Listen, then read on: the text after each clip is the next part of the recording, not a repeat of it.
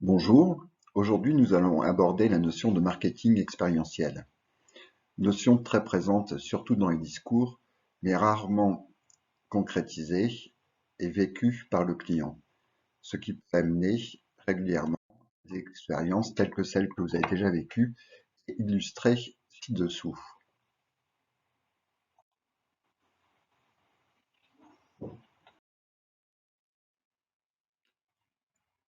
Le consommateur en ce début de siècle est blasé, saturé d'offres, de promotions, de publicités, de sollicitations de toutes parts. Les produits finalement peu différenciables, donc le consommateur s'ennuie, il veut qu'on le surprenne. À quoi est-ce dû? Le paradigme d'hier repose sur l'économie de commodité. À des besoins fonctionnels, l'entreprise répond par une promesse, un standard, un produit uniforme, une qualité de service.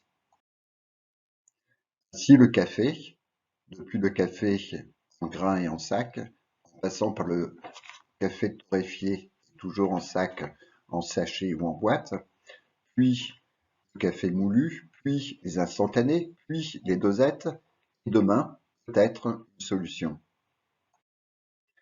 Les entreprises se sont surtout préoccupées de développer le produit et bien sûr de dépenser beaucoup d'argent en termes de marketing dans les budgets publicités.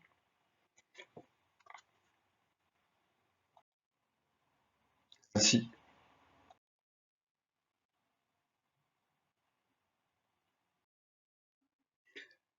de l'uniformité naît l'ennui.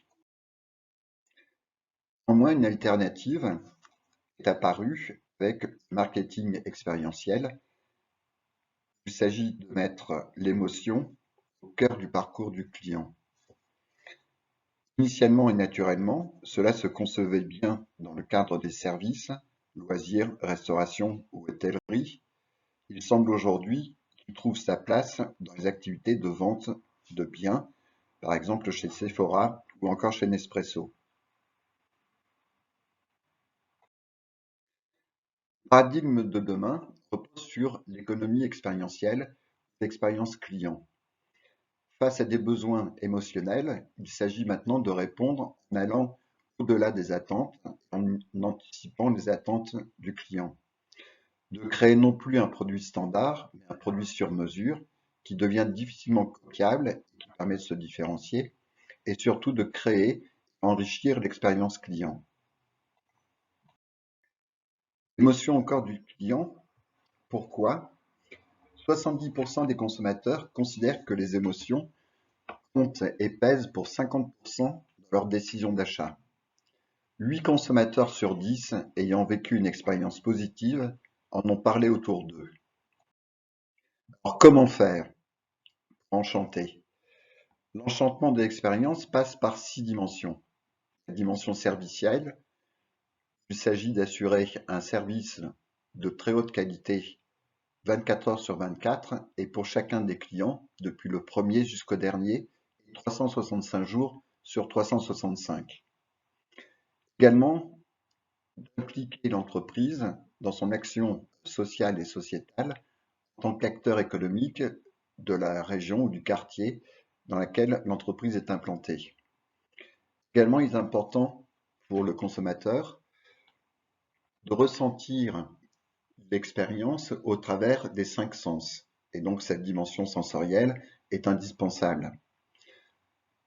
Quatrième dimension, la dimension cognitive, où il s'agira de raconter une histoire, créer un lien particulier. Souvenez-vous, les émotions et les moments vécus lorsque l'on est petit ou lorsque l'on est parent et que l'on raconte une histoire aux enfants le soir avant de s'endormir. La dimension cognitive, où il s'agit de faire agir.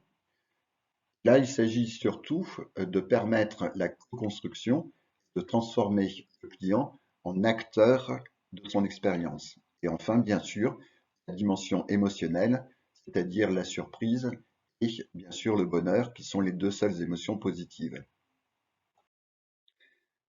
Je me dirais, ça semble bien difficile. Alors, laissez-moi raconter une histoire pour illustrer la simplicité du marketing expérientiel.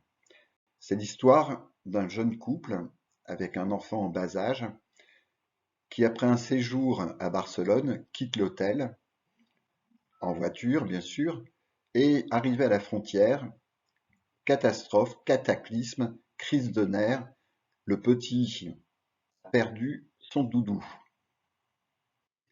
La maman désespérée tente de le consoler et en dernier ressort se dit « Tiens, pourquoi pas appeler l'hôtel ?» C'est alors qu'elle appelle l'hôtel et l'hôtesse d'accueil lui signifie qu'effectivement, après le check de la chambre, on a retrouvé le doudou. Donc ils vont se faire un plaisir de renvoyer le doudou au domicile des parents. Quelques jours après, les parents reçoivent un colis dans lequel ils trouvent un paquet cadeau avec le nounours, accompagné d'une carte postale montrant le doudou qui a vécu un excellent séjour et qui a bien profité de Barcelone, mais maintenant qu'il s'ennuie, on le renvoie au petit garçon. Vous imaginez bien sûr le bonheur retrouvé du petit et la satisfaction de la maman. Alors, c'est facile, non?